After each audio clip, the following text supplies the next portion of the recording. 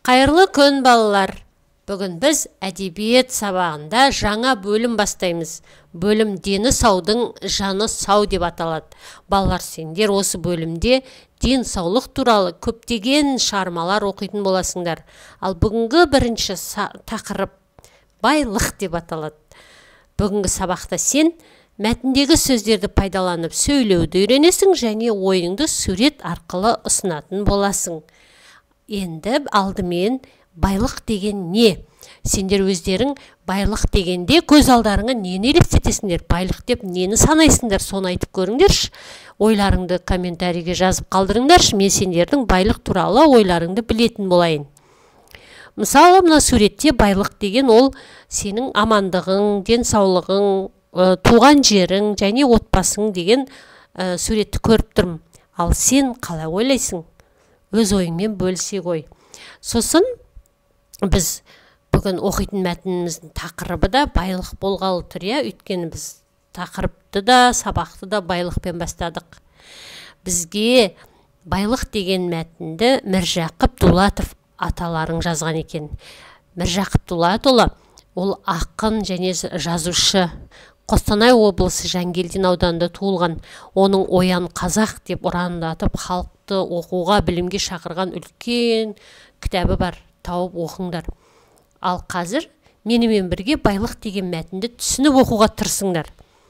Бір жарлы жігіт жас күнінде өзін оқытқан ұстазымен жолығып, өзінің бұл күнде кедей екенін айтып мұңын шағады. Онымен бірге оқыған серіктерінің көбі бай болып, кейбіреулері жұртқа қадірлі кісі болып кеткенінде, өзінің әрқашан көрген күні жоқшылық екенін айтады. Сонда ұстаз айтыпты: қалайша сен өзіңді айтқандай кедейсің? Дейді ұстазы: сенің денің сау, қол аяғың аман, жұмысқа жарарлықсың, деп шәкіртінің оң қолын көрсетіп сұрайды. Сен мына қолыңды 1000 сомға кестіруге рұқсат етер ме едің? Құдай сақтасын, 10.000 сомға да кестірмеспін, дейді жігіт. Ал қаншаға берер едің жарық дүниені көре тұғын қырағы көздеріңді, сақ құлақтарыңды, мықты аяқтарыңды, дейді ұстаз. Мен бұларды дүниенің малына айырбастамас едім, дейді шәкірт. Сонда ұстаз шәкіртке: қалайша енді осынша байлыққа ие бола тұрып жарлымын дейсің, дейді. Балалар, мәтінді тыңдап отырсыңдар ғой. Мәтін не туралы? Сонда мына жігіттің ұстазына айтып отырған сөздері дұрыс па? Қалай ойлайсыңдар? Ол соншалықты кедей болып тұр ма? Сонда байлықтың не екенін сендер түсіндіңдер ма? Сосын мәтіннің ішінде сом деген сөз кездесті. Сом деген теңге. Теңге шыққанға дейін біз қолданған ақшаларды сом деп айтқанбыз. Ал қазір ақшаны теңгемен айтамыз. Енді айтыңдаршы, сендер де қол аяқтарыңды 1000 теңгеге, 10.000 теңгеге, немесе көп ақшаға сатар ма едіңдер? Әрине сатпайсыңдар. Адамның ең басты байлығы денсаулығы, амандығы екенін түсініп отырсыңдар. Денсаулық дүниедегі ең зор байлық деп Міржақып аталарың айтқысы келіп, осы мәтінді сендерге жазған екен. Енді мәтіндегі сөздерді және суреттерге қарап отырып, қажетті сөздерді тауып көріңдер. Байлық деген менің қырағы нелерің? Байлық деген менің сақ ненің суретін көріп тұрсыңдар? Соны тіркестіріп айтып көріңдер.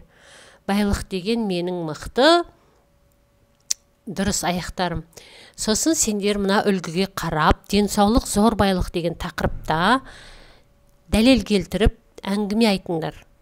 Мысалы, денсаулық зор байлық, өйткені мықты аяқтарым арқасында спортпен шұғылданамын, дейді. Ал көз, құлақтың арқасында немен айналысуға болады? Нені көруге болады? Нені естуге болады? Жазып немесе айтып көріңдерші. Өте жақсы. Сосын балалар, сендер байлық дегенді қалай елестетесіңдер? Мәтінді түсінген болсаңдар, мәтінде бізге байлықтың денсаулық екенін айтып отыр. Сол денсаулық тақырыбында сурет салып, оны нағыз байлық екенін дәлелдейтіндей етіп қорғап көріңдер. Сосын мен денсаулығымды сақтаймын. Ол үшін не істейтіндеріңді жазыңдар, иә?